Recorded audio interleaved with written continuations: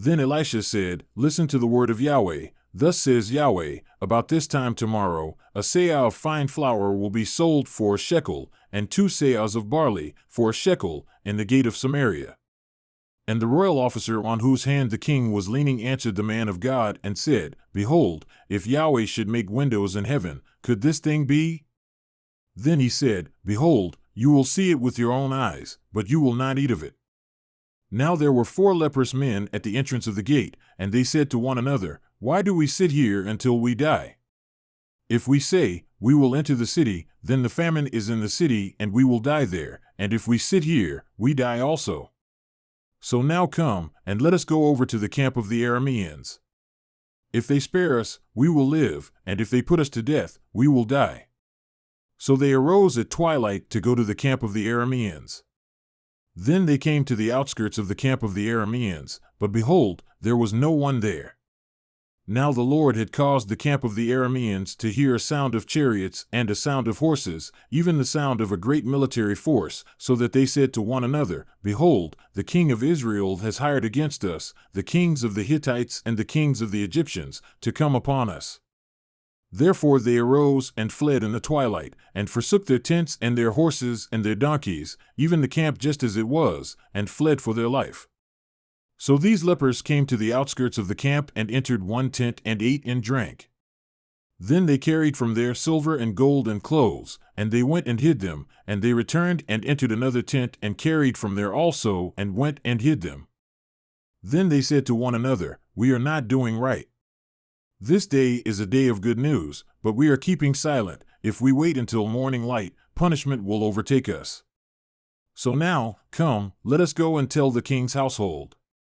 So they came and called to the gatekeepers of the city, and they told them, saying, We came to the camp of the Arameans, and behold, there was no one there, nor the voice of man, only the horses tied and the donkeys tied, and the tents just as they were.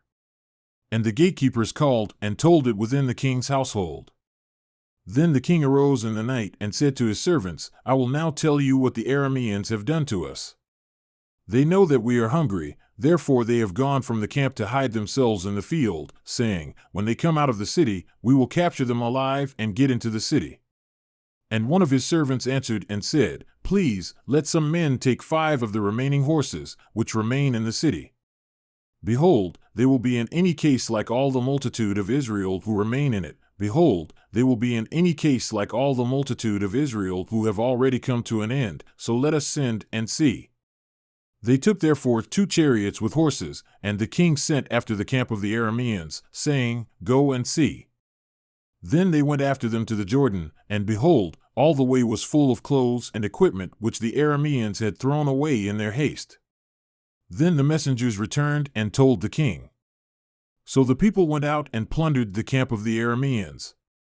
Then a seah of fine flour was sold for a shekel, and 2 seahs of barley for a shekel, according to the word of Yahweh.